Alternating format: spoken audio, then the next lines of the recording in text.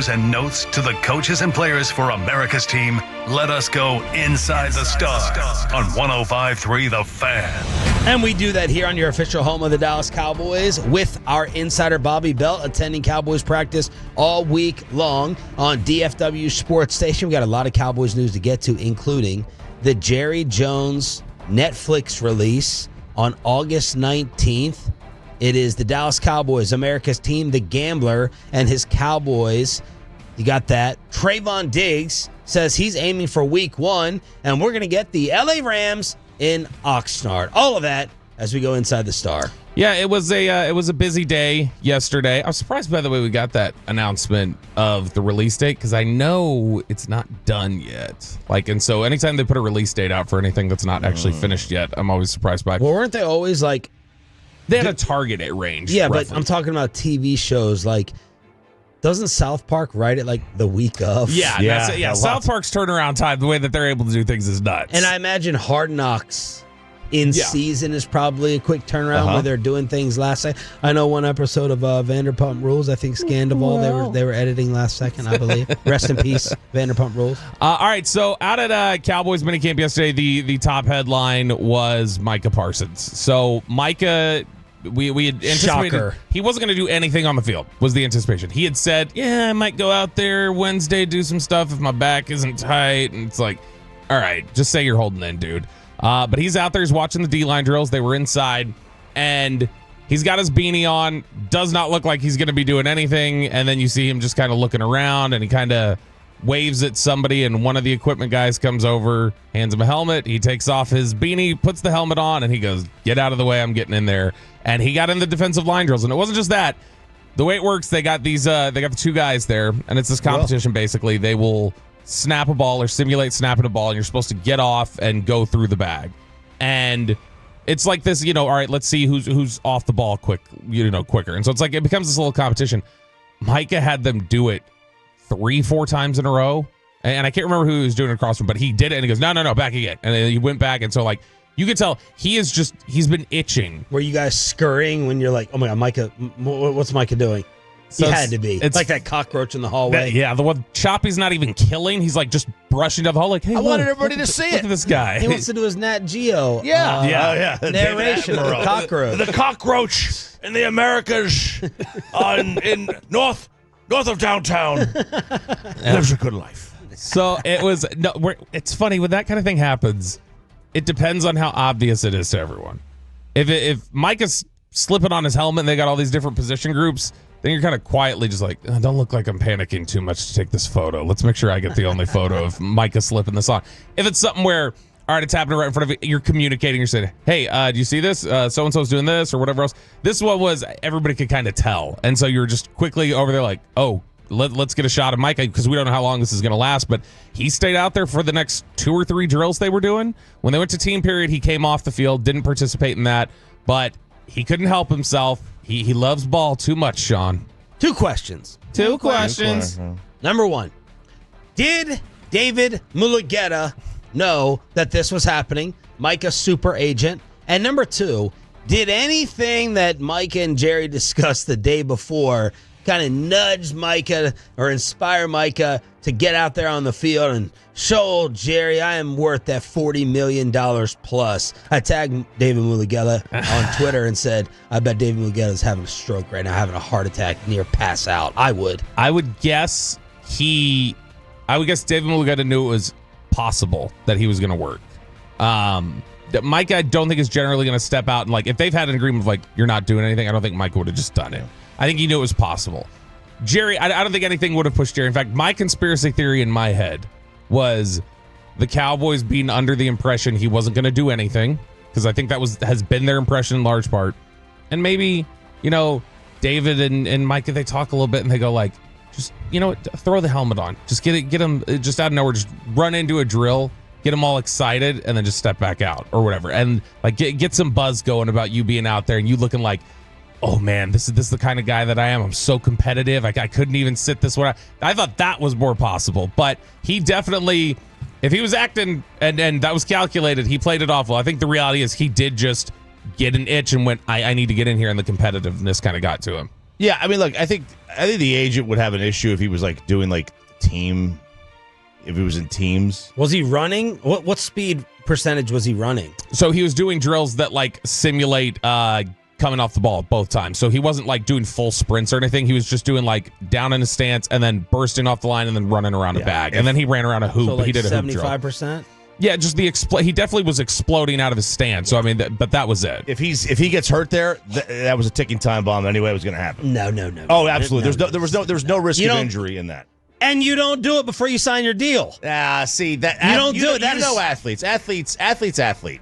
Like they're play pickup basketball in the offseason. Agent's agent, and $40 million is $40 million. Like, I just. Now, I'm not saying it wipes out the entire deal. Noah Brown got carted off yesterday. Yeah, but you don't know. You don't mess around with that. And the second part of it is, unless this pushes Jerry and Steven over the edge to say, this is the type of guy we wanted to wait and see, and this is the leadership we were talking about. Sign the deal. That was the final cherry. You gave the impression that you can't stay away. That did not help, unless what I just said applies.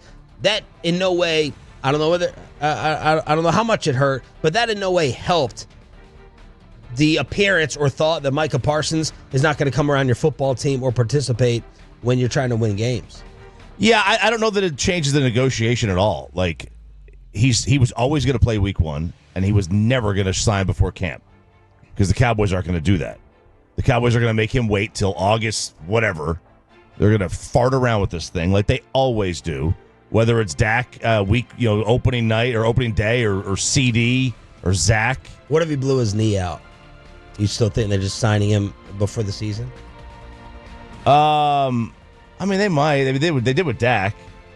They signed with Dak. Again, different position, but I mean, also like he's not going to blow his knee out there. Okay. If he was doing team drills, I would have a bigger issue. Okay. Achilles. He's exploding out of his stance. He's running the hoop drill, so he's going to be extending that Achilles tendon. Like you could absolutely. It's not likely, but you could do something there. Half of a percent chance. Sure. It's a small chance. Yeah. But if it happens, it's about the same chance that he would have it. He would probably have a bit greater chance in the weight room doing.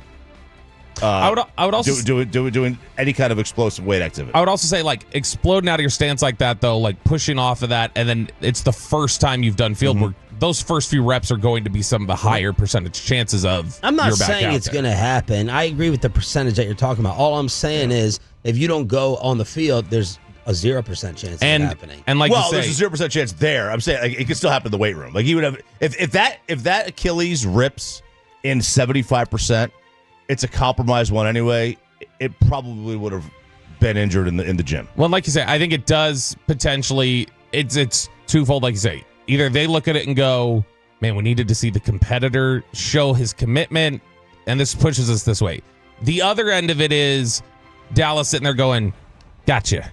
Okay, you're gonna blink. You can't help yourself. So if we just drag this out as long as we want, eventually you're gonna say, fine, because I don't want to miss games. I'll take it. I'll do it." And that's more of what I think it could be. Let's talk about a teammate of Micah Parsons and a meeting room mate on that defensive line. Brian Schottenheimer on Donovan Ezeiruaku, who right now could be the darling. It could be Booker. It could be Booker, but Ezeiruaku is the defensive darling for now. He's doing great. He's doing really great. And again, it's the business side of it's going to get done, but you can't watch the guy and not get excited just watching him do the things that we're doing out there on the grass, the things that we saw coming out of Boston College, and then the work ethic is elite. He has been, while Micah has been away, it's been Ezeiruaku kind of simulating his role. So he'll the stand-up Micah stuff, some of the practice stuff they do, it's been Ezeiruaku doing it. And he's a little undersized. Like when you look at him, he definitely does stand out as being smaller than some of the other guys. But his tape at Boston College, we talked about it right after he got drafted. He is the most pro-ready pass rusher that was in the draft, to me. More so than Abdul Carter. Like if you're just talking about pass rush traits and nothing else and what he does there, because he's still got some issues in the run. He still gets a little overeager.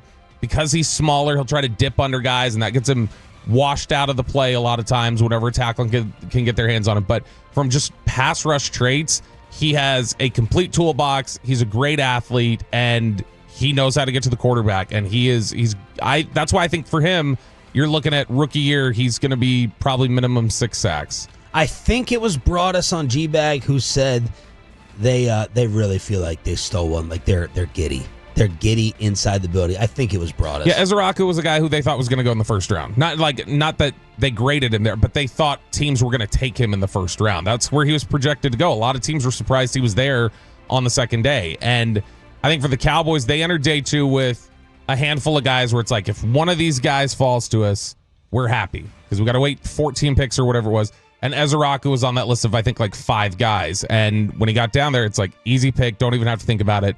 This is our pass rusher. This is the guy who can really wreak havoc for us. Also yesterday, we got a lot of notes that we can get throughout the day, but I think the important thing to jump to is because we talked about it so much yesterday. Jake Ferguson was back with the first team yesterday and working out. So could be just a reps thing. Could have been something that specific day they were scaling back his workload a little bit. CD sat out of practice, just kind of measuring his workload last week.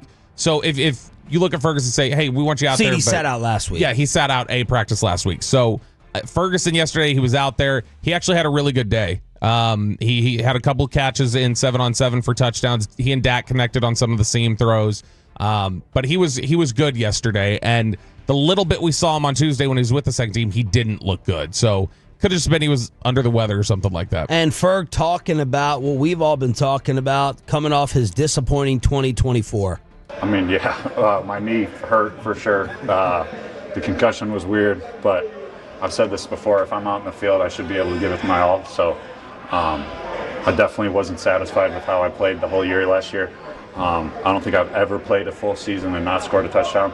So that was something I came into this offseason really working on. And so just really tried to dial in on that and make sure I was lights out. You mentioned not having a touchdown last year. Was that something you were like tracking throughout the year, or was it in reflection? You're like, man, I can't believe I didn't have one. I mean, yeah. I mean, week 2, I knew I haven't scored. So, yeah. I mean, that one stung, but at the same time, I was asked to do different stuff. So, whether it be chipping or pass pro or something like that, and that's okay. I'm trying to do whatever it takes to have this team win and to go and get our ultimate goal.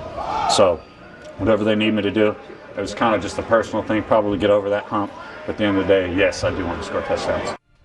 Has to do different things in Mike's offense, huh? Oh my God! Didn't utilize all your weapons. God did you? forbid I have you block once in a while. Didn't use your weapons up. Okay, I get it. Inside the Star, the home of the Dallas Cowboys here. Go to yesterday On Shan and RJ 105.3 The Fan.